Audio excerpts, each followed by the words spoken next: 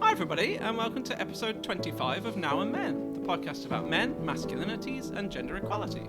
To start off with, we just wanted to say congratulations to Jason Arday, who's recently been made a professor at the University of Cambridge, which makes him the youngest ever black professor at the university. And so if you might remember Jason from episode 10 of the podcast, where we interviewed him on challenging dominant discourses about being young, black and male in the UK. So do have a listen to that one if you haven't already. Anyway, I'm here with Sandy Ruxton as always. Hi, Sandy. Hi, Stephen, and hi, everyone. Sandy Ruxton here. On today's episode, we're looking at men and migration, and we're talking to Dr Katarzyna Wojnicka, who is originally from Poland and is now an associate professor of sociology at the University of Gothenburg in Sweden. And she's based in the Centre for European Research and the Department of Sociology and Work Science. She's also an editor-in-chief for a journal called Norma, which is the International Journal for Masculinity Studies. And as well as her research interests in migration, she's also interested in the sociology of gender, critical studies on men and masculinities, social movements, and European studies. Yeah, so hi Katarzyna, it's great to have you with us. Thank you so much for being willing to come on the podcast. Thank you for having me here. And yes, hi Sandy, hi Stephen. I'm very happy that we have this opportunity to chat about men. Thank you so much. So you've been involved in a number of different studies looking at kind of migrant men and masculinities. So we were just wondering if you could perhaps start off by saying a little bit about, why is this a topic which is worth studying? Why is this something people should be interested in? Mm-hmm. Well, I believe in general that men and masculinities, as much as women and femininities and other gender issues, should be always studied in the context of all significant social phenomena. And among the significant social phenomena, migration is one of the most prominent. So I believe that migration, or rather urge to migrate, is an inherent trait of human nature, if we are using this type of language. And migration is a natural process in which human beings have been engaged since the beginning of their existence. And then it really requires scholarly attention. And we also know very well by now that migration is deeply gendered phenomena, and all men, women, and other genders perceive and experience it very differently. And therefore, we need research where both dimensions, so namely mobility and gender, are studied. So could you perhaps just briefly describe like the kind of main studies which you've conducted in this area, like looking at men who have engaged in migration? So like who are some of the main groups of men, of migrants that you've spoken to? Like where have you carried out your research, and like what are some of the main countries which these men have been migrating to and from? Yeah, so far I have been involved in 3 main research projects where migrant men and migration in general, from the gender perspective, have been main focus. So it started a few years ago when I was a postdoctoral researcher at the Humboldt University in Berlin, where I was involved in a large European project funded by European Research Council. I was involved in a very specific sub-study that was focused on the analysis of negotiations of masculinities among Polish migrant men living abroad. As during this project, I realized also that the changes in masculinities perceptions and performances are very significant element of migrants' trajectories, and majority of men who migrate, of course not all of men, because it's never all, has to confront their previous gender ideas, their previous imaginations about masculinities, femininities, with new ones that are characteristic for the host societies. And during this first project, when I did analysis of interviews conducted with Polish migrant men that time lived in Germany, I realized that this confrontation of different types of masculinities, different imaginations of masculinities, is rather painful for very many migrants, as in majority of cases, migrating men somehow lose parts of their male privileges, and somehow they usually don't handle it well.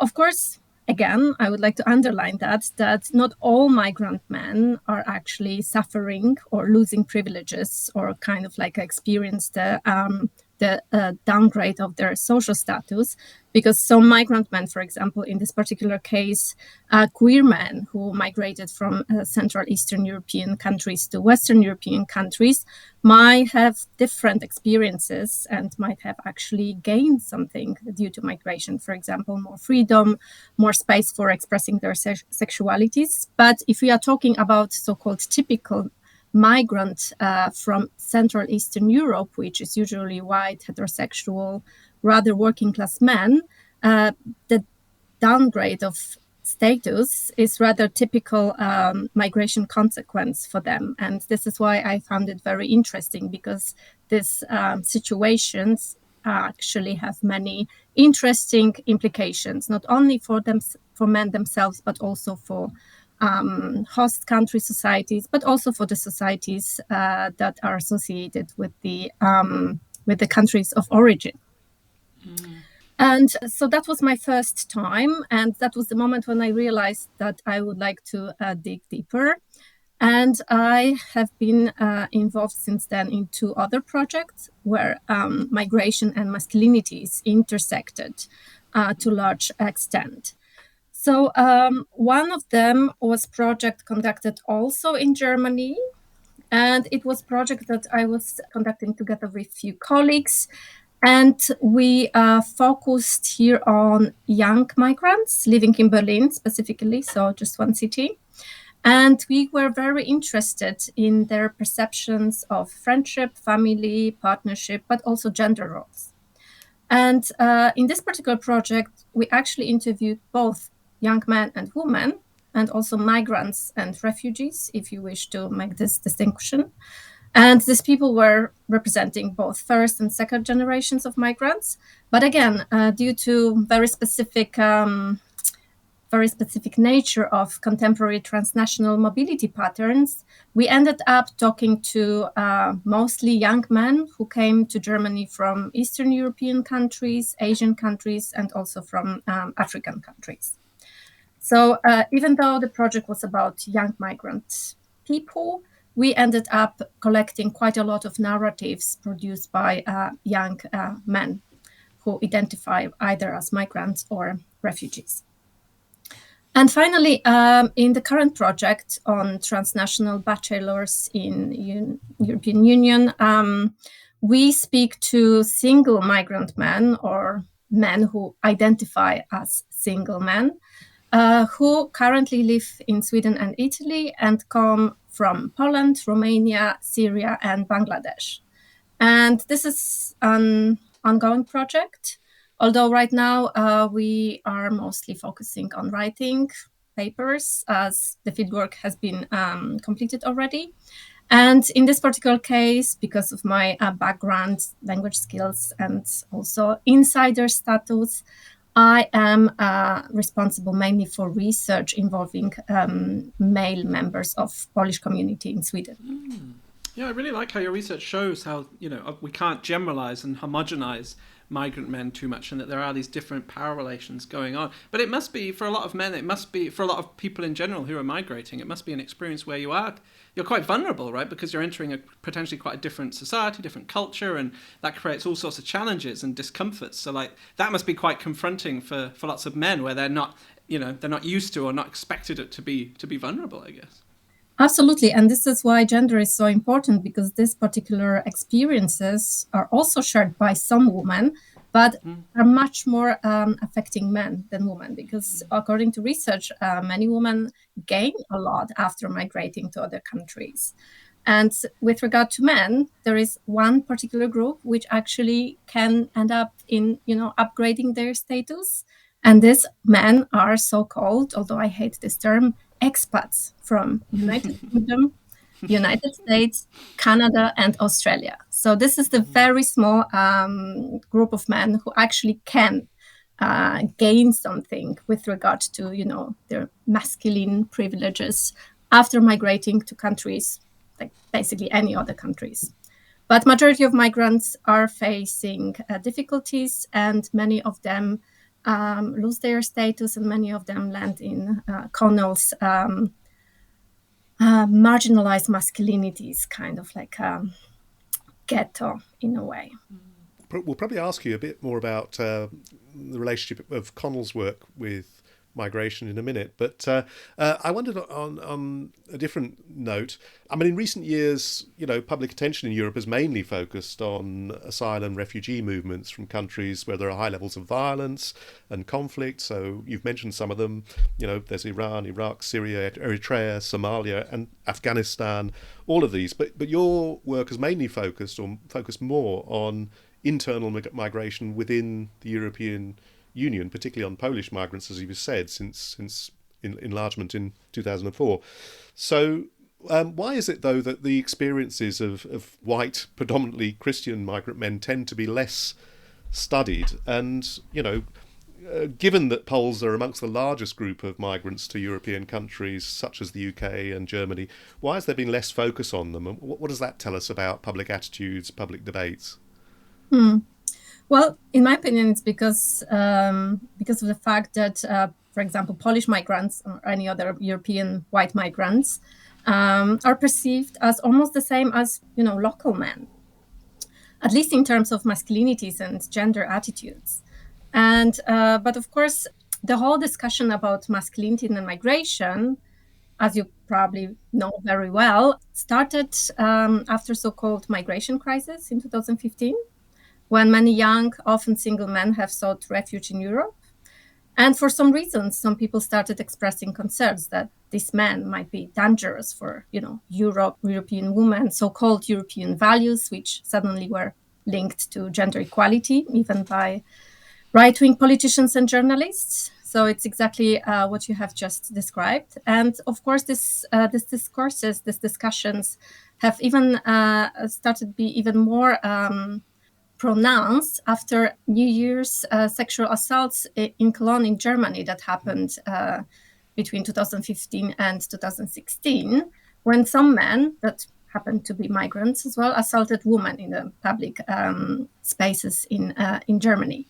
So since then, the migration and masculinity discussion has been narrowed to exactly only non-European migrants, usually non-white, non-Christian men, who started to be seen or continued to be seen as some sort of a threat. And that threat has been even defined by one of the men masculinity scholar, Australian sociologist Paul Scheibelhofer, as dangerous foreign masculinity. And this dangerous foreign masculinity associated with migration was almost exclusively, or has been almost exclusively, linked to migrants coming from outside Europe. And therefore, whenever we hear in the news, in the media, the term migrant men, we have immediately this association that they are men coming from outside Europe, and they are very much different than we are. Their masculinity is very much different than the masculinity that is performed by European men. And therefore, we need to talk about them exclusively. And this is, of course, also reflected in research, because only few studies are dedicated to study white, rather privileged migrant men. And this includes Polish men as well. And majority of studies about migration and masculinities are about men coming to Europe from other non-European countries and regions. So this is one of the reasons why Polish masculinities is not that much discussed in the literature, scholarly literature, and also in the public discussion, because of this assumption that they are men, okay, but they are European, they are white, they are Christian, so they must be almost the same as local men, let's say Swedish men or German men. And they should not cause any troubles when it comes to, being integrated in the local society, and that their masculinities are very similar to the masculinities that are perceived as normative for local men. And our research shows that this is not necessarily the case. It's interesting you mentioned there Christianity. Religion is quite an important factor in all this, isn't it? And I mean, Catholicism in particular, perhaps. I mean, I'm aware that some of the Catholic churches in the UK had something of a renaissance when Poles came in larger numbers. So I think that's interesting. And of course, obviously, quite a few Poles came here after the Second World War. So there was an existing Polish community here. I mean, you can't necessarily assume that those who came, just after the war have the same interests and perspectives as those who've come recently. But there was certainly sort of fertile ground for integration, perhaps one might say. But one other thing you mentioned earlier was how you, as Polish yourself, you're an insider in relation to the research. I'm wondering how that affects the research in your view.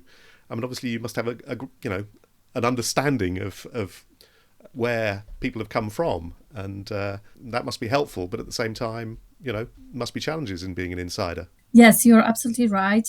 Actually, right now we are writing a paper discussing this dichotomy, like insider, outsider, when it comes to masculinity research, because our team, the team that is involved in research on single migrant men in European Union, is composed from 3 local men that are doing research on migrant men coming to their countries, and 1 migrant woman who does research with other migrants coming from exactly the same country. So you can imagine that we have very much different experiences, and the dynamic of field works in each case is very much different.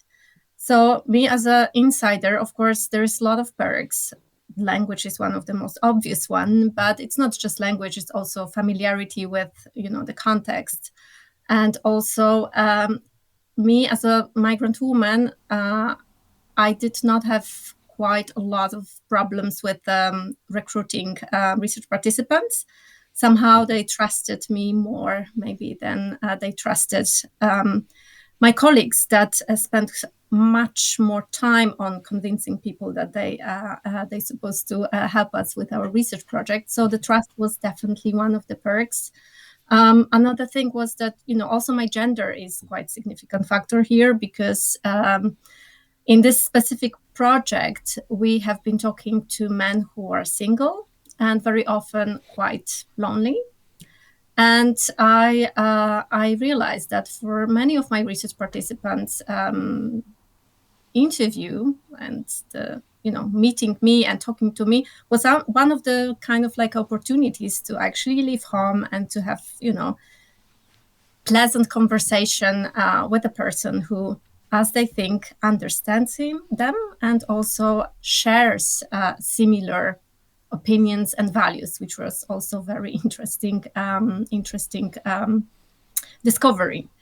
But then, of course, as you said, there are also issues which are less pleasant. My insiderness, first of all, it is connected to this kind of like belief that I share exactly the same opinions about Swedish society, about gender equality, about feminism as they do, only because I'm Polish. On occasions, I was kind of like part of the conversations which were very problematic in terms of the kind of like narratives that could be perceived sometimes as racist or homophobic or sexist. And that happened mostly in my case because for some reasons my research partners who had this kind of opinions, they believed that, well, I have the same because I'm Polish. I must also think that Swedish society is not very great, or other things that have been said. So my colleagues did not have this kind of like a conversations, and I did, and emotionally sometimes it was very difficult. Oh, that's really fascinating. And how do you feel? I mean, you obviously left Poland yourself. Was that primarily because you felt that academically you could benefit from moving to other countries, or or was it to do with what was going on in Poland? Because obviously there's some very difficult issues there in relation to gender equality. So actually many reasons. Of course, academia. So I left Poland at the beginning. I left Poland only for, I thought, few months because I got a scholarship at the I think it was Humboldt University first, and then Freie University in Berlin. So I migrated only for a few months, but this few months evolved in, I don't know, 14 years now. So during the first 2 years, I would say, I still thought that I will come back to Poland. But after 2 years, I realized that, in fact, if I want to continue my research, my critical research on men and masculinities, I have much more opportunities in Germany than that time I would have in Poland. So after 2 years, I decided that I'm staying in Germany and I will continue my academic career abroad. Another factor was my private life, and I met my partner that time was from Germany, and it was much easier for me to be in Germany than for him to move to Poland for various reasons. And last but not least, the political situation. When I left Poland, it was 2009, so it wasn't tragic, but it wasn't great at the same time. So I wouldn't say it was the main reason, but within time, of course, this political situation also, at least right now, keeps me away from Poland. So I do not have plans to come back to Poland at any point right now. Was there anything in particular which led you to take an interest, in the kind of men and masculinities field, and in migrant men in particular? Was there anything, like what led you to kind of be interested in that? So that has happened many years ago, I think. Yes, 2006, when I started my PhD program. Before, I've been involved in, I studied sociology, and I was involved in gender studies path that we that time had at my home department. And I was very interested in gender studies and gender equality issues. And at some point, I realized that one cannot talk about gender equality without including men and masculinity question there. And in 2005, 2006 in Poland, this discussion about men and masculinities was very underdeveloped. So I was, to be fair, one of the first scholars that actually started to do research on men and masculinities in the context of gender equality activism, and started to actually claim that we cannot have proper gender studies without including men and masculinities perspective. So I just realized that there is not much done in Poland about that. And, I decided to fill this gap in knowledge, as we all should do as scientists. And with regard to masculinities, after I moved to Sweden and I completed one of my projects about fathers' rights activism in Sweden and the UK, actually, I was looking for another opportunities, and somehow I figured that masculinities and migration can be interesting new field, still connected to my main interest, which is men and masculinities and gender equality in general. So yes, I just figured that I need something new, but still kind of like connected to my previous projects and my previous interests. So that's how it happened. And you mentioned as well about the situation in Poland, and we were just wondering if you might be willing to talk a little bit more about that, really, and how you view the situation there. In particular, I suppose the attacks on women's rights in recent years, such as the right to abortion, of course, also the kind of anti-LGBTQ agenda of the kind of governing Law and Justice Party and religious and nationalist groups. How do you see the situation there currently, and do you see much scope for kind of positive change in the foreseeable future? Yes. So first of all, I would like to underline that whatever is happening in Poland right now with regard to anti-gender and anti-LGBTQ rights mobilization is characteristic for more countries in the region. So it's not just Poland, it's quite a lot of countries that are part of this Central Eastern Europe region.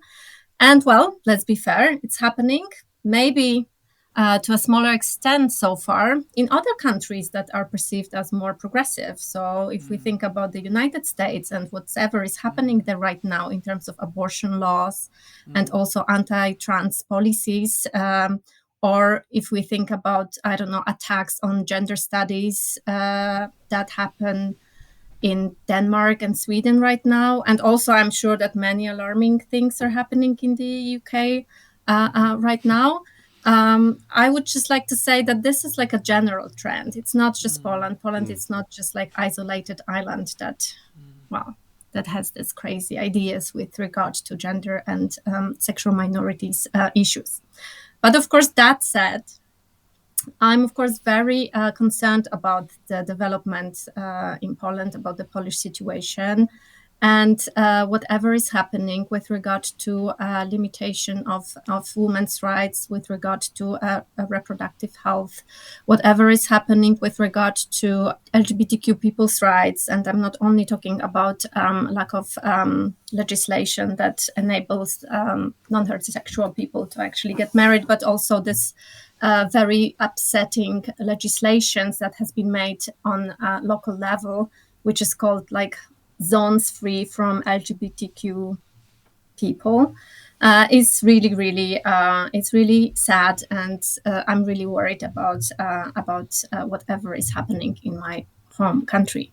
However, I try to be positive, and one of the positive development is that whatever is happening, whatever has been done by the government with regard to laws, legislations, or like certain campaigns, it is met with a great resistance, as Polish civil society has been giving a significant response to all of these upsetting ideas, so to speak. So Polish civil society is extremely strong, has been always strong, but now we can really see how many people are actually involved in different types of activism. And this activism includes pro-choice mobilization, which is extremely strong these days. I mean, you've seen millions of people protesting against anti-abortion legislations in the last, I would say, 7 years now. This also concerns queer mobilizations, which is much stronger than when I left Poland. So the situation is not good, but I'm hopeful, and I believe that it will change eventually. And I only hope that other countries will not follow the current Polish government direction.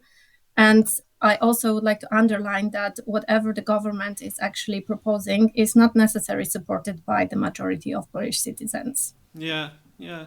That kind of came up in our last episode as well, actually, where we were talking about the situation in Turkey, you know, that it, perhaps even among people with progressive attitudes, there's a tendency, like, you know, here in the UK, for example, to assume that the kind of situation in Eastern Europe, for example, is so much worse, so much more patriarchal and so on, and perhaps we don't look critically enough at our own context in relation to that, which kind of perhaps connects to how different migrant groups are seen as well, as your research highlights. So yeah, perhaps we could go back to that and talk about that a bit more.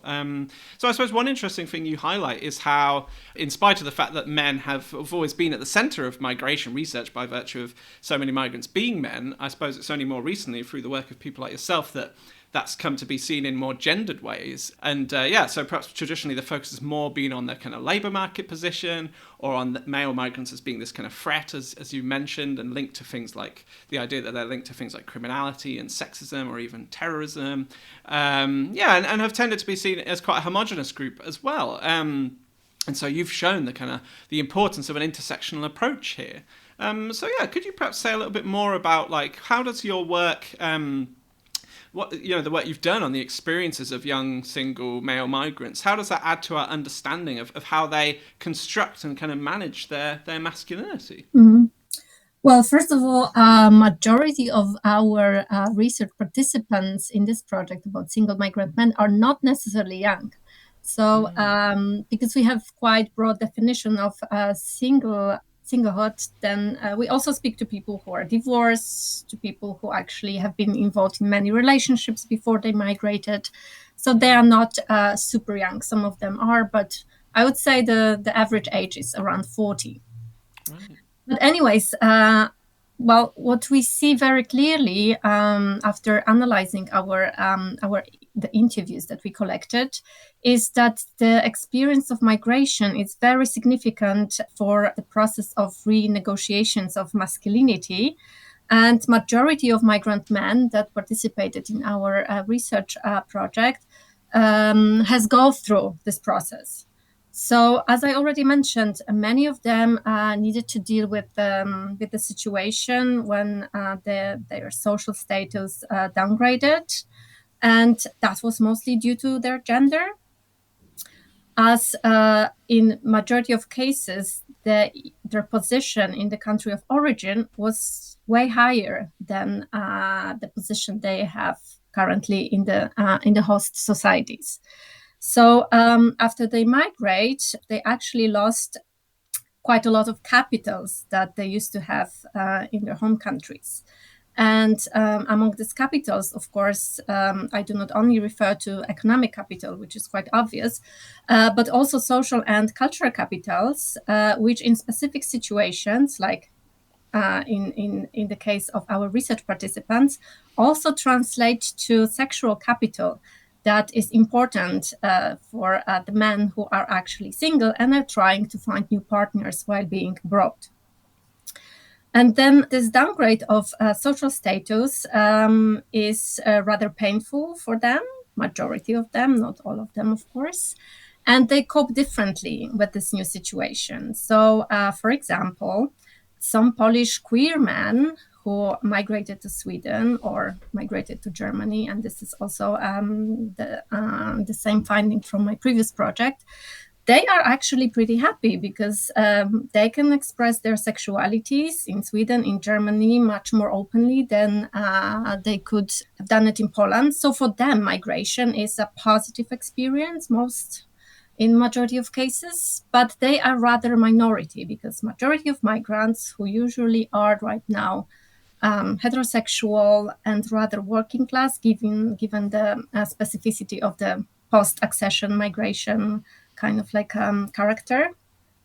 And they are, of course, way less fortunate in this aspect. So for them, migration is a difficult experience, which is connected to, downgrading of their status, becoming part of this very broad definition of marginalized masculinities.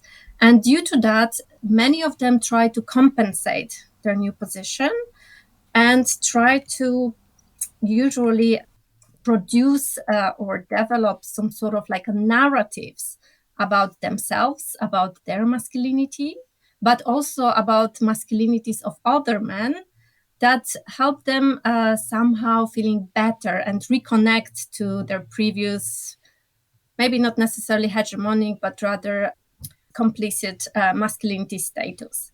So very often I face the situation when I witnessed or observed or heard the narratives about masculinities that is typical for example, Swedish men.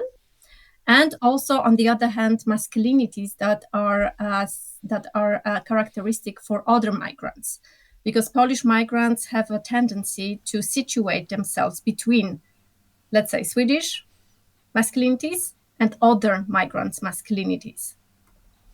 And then, in the first case, when it comes to local masculinities, so for example, Swedish or previously German. I heard quite many narratives about how Swedish or German men are not masculine anymore. So their masculinity is described as soft, as feminine, and they are not seen as a real man anymore because, they are not violent anymore. They are very much dominated by women, and this is something that I take from the interviews. And Polish men kind of like frame their own masculinity as, the last man standing in Europe, the only real men that actually left in Europe. The only real men are Polish men because they still know how to be a real man, unlike Swedish men or German men. Mm-hmm. But on the other hand, they also situate themselves as in opposition to other migrants and other migrants' masculinities, and they usually describe them as dangerous and not civilized. And again, in this context, Polish men represent the ideal type of masculinity that is not dangerous to women And even more, Polish men often see themselves as some sort of like a protectors of European values, gender equality, certainly, very often, and protectors of women that might be hurt by this, dangerous non-white migrants. And also they claim that they are the only kind of like group of men who are able to protect others from, non-European masculinities, because local men are unable to do that due to lack of so-called real masculine traits, and they are just hopeless and powerless right now.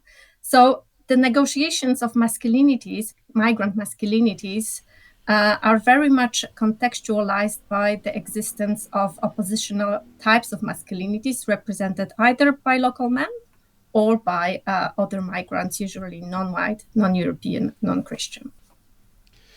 You've been critical there of the concept of protective masculinity, and you described how Polish migrant men maintain a sense of their own privilege and power by emphasising perhaps their role as breadwinners and protectors.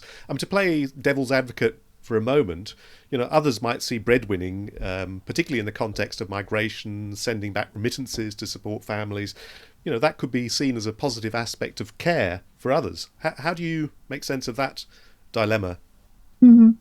Yes, so for me, protective masculinity is actually the opposition to caring masculinity, which you actually mentioned, right, in my opinion. So to me, breadwinning, understood as masculine care, is a road to nowhere. So I only perceive breadwinning as a form of care if it's degendered. So both men and women are breadwinners. And as long as we are actually associating breadwinning only with masculinities, then we are reproducing unequal gendered power relations between men and women. So for me, care is something very much different than protection. Right. Protection always requires domination and some sort of is connected to putting one group or one gender on the top of power hierarchies, while caring is much more flat, much more equal way of interacting with other people.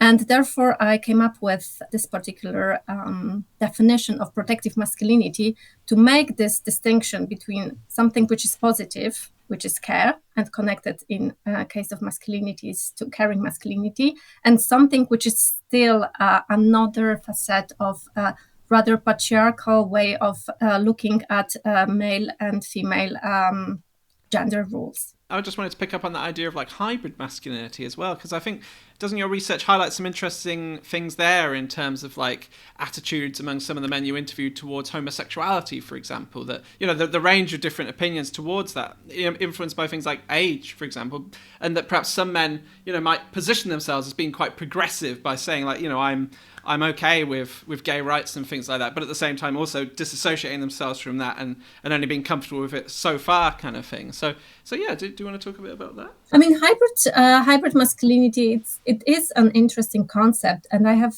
used it in my study on third culture kids that I conducted together with a colleague, Agnieszka Trąbka, a few years ago. And we used this concept in a case of male migrants who actually were a bit different than the migrants that I have been working with right now, because majority of them were rather middle class people with quite high capitals, both cultural, often economic. And migration, of course, also influenced the way they perceived themselves as men. Migration also influenced their masculinities, but a little bit differently, because due to having certain capitals, they didn't experience as much marginalization as the men that I have been researching right now. So for them, the migration or mobility, because they didn't even use most of the time the terms migrant, they used the term expat, it caused less challenges. And then many of them actually somehow internalized the new norms that were significant for the host societies they were living at. So, for example, one of the research partner at that time was a Polish man who currently, that time at least, lived in Norway. And he didn't have problems with, kind of like accepting the gender equality norms that are much more internalized in Norway. They are in Poland. And he also spoke quite highly about feminism and also sexual diversity that is much more visible in Norway than it was in Poland at that time.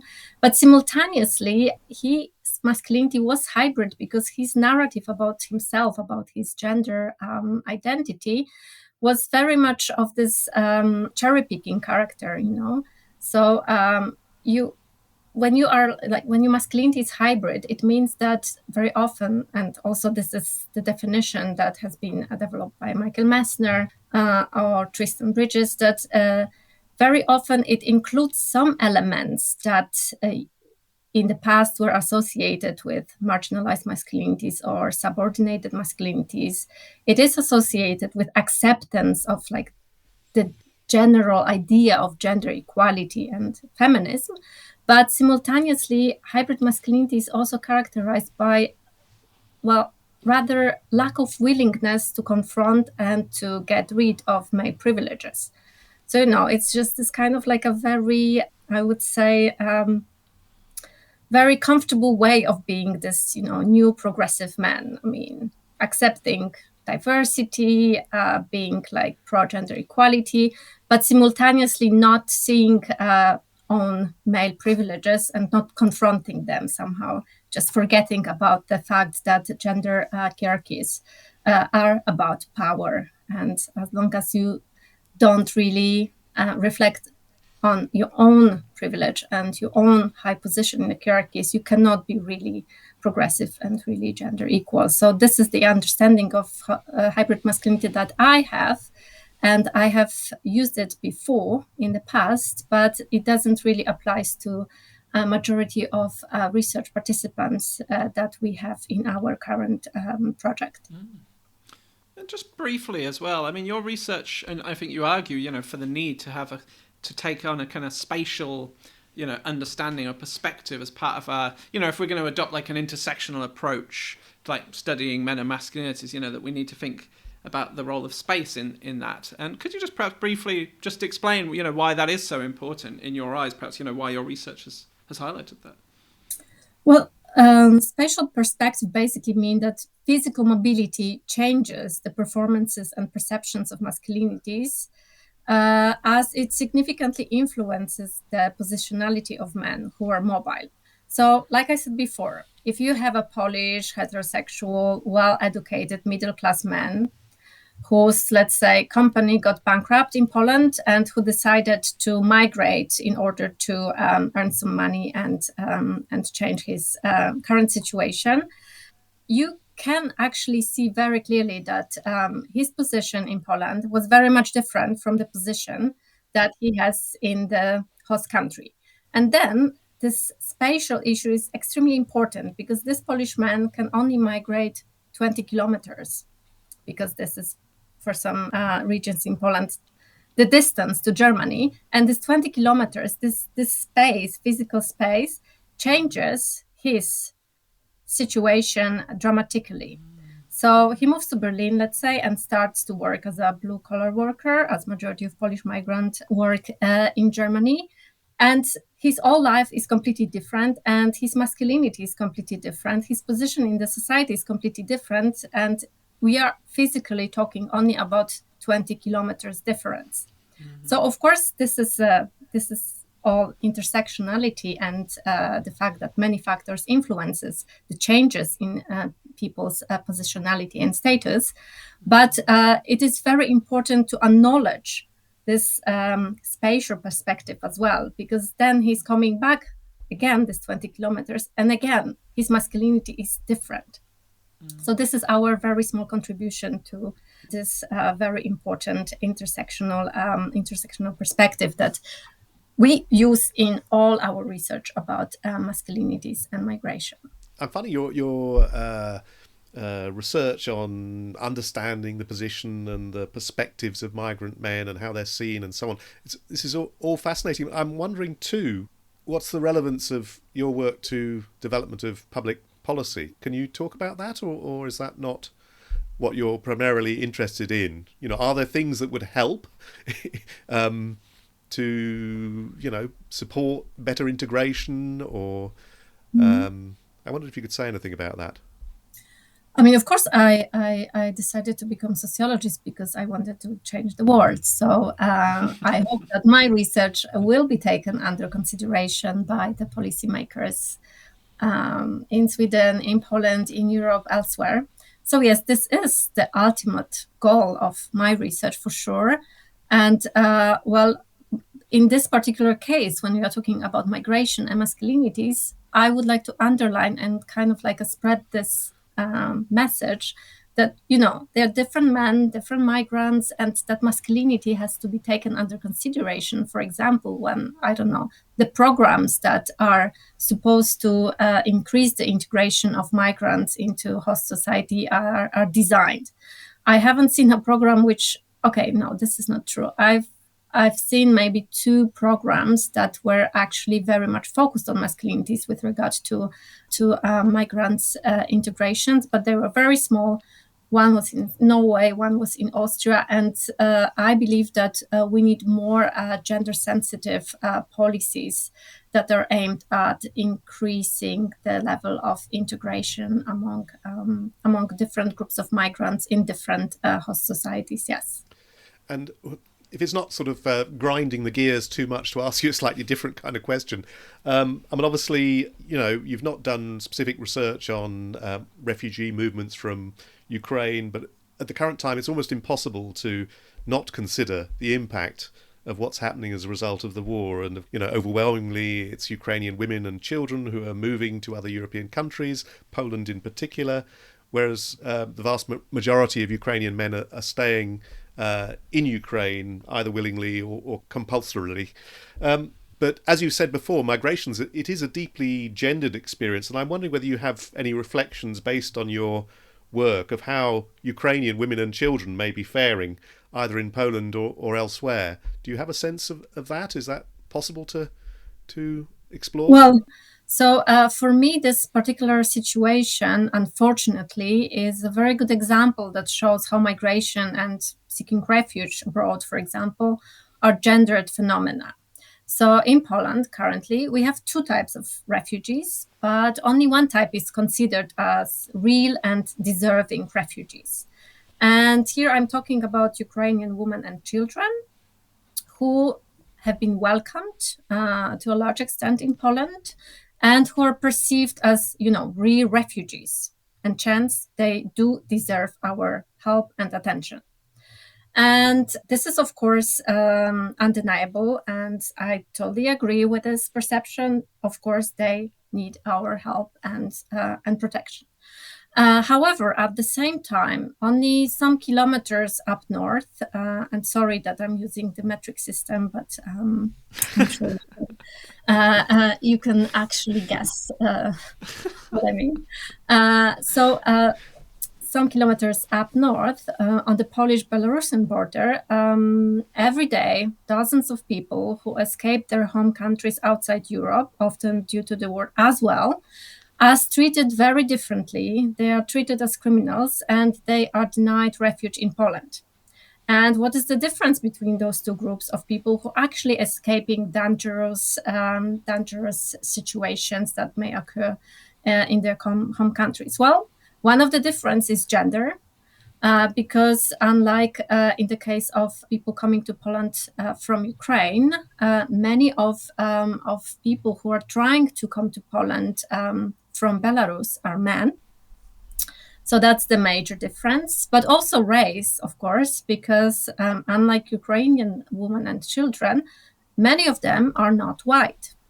So you can see that migration experiences and also perceptions of migrants are very different depending on whose these migrants actually are. And gender is one of the most crucial factors that actually puts people in very different situations.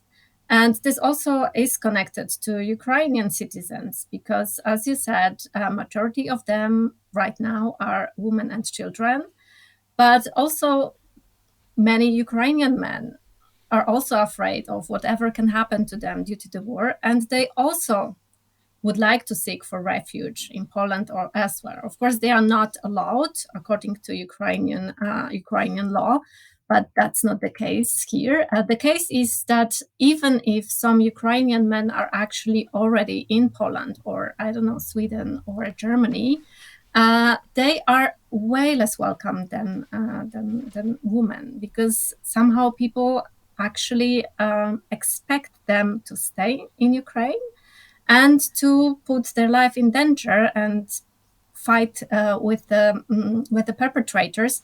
And this is only because they are men. So because they are men, they are actually denied their right to actually being protected. And because they are men, they are actually seen as less deserving than women and children.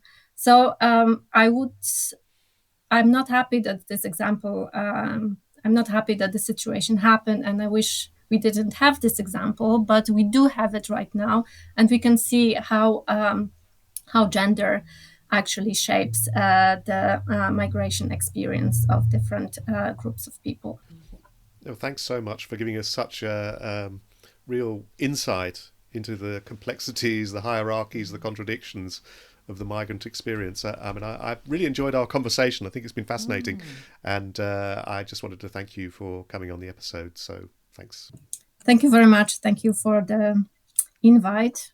I can talk for another 1 hour, but I know that we won't. Well, yeah, no, I mean, we could totally do that as well because it's so interesting. So, no, but yeah, we should probably stop just to, yeah. So otherwise, we could go on forever. But thank you to the people who will listen to that eventually. Yeah. No, but thank you very much for talking to us. It's much appreciated. Thanks.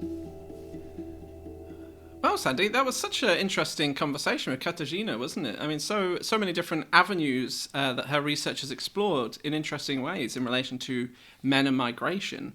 I believe, didn't you actually do some work for a while when you were at Oxfam on kind of migration and asylum? I mean, do you want to talk a little bit about that and how things have changed over time? Yeah, I can say a little bit about that. I mean, yes, I was at Oxfam sort of from about 1997, I think, when Labour came in, and then I was there for the best part of 10 years. And at that time, some of the key issues we were working on were things like the dispersal system, whereby, asylum seekers were moved to different parts of the country away from the sort of main population centre in London, and also the voucher system as well, whereby asylum seekers were given vouchers that they could use in designated shops.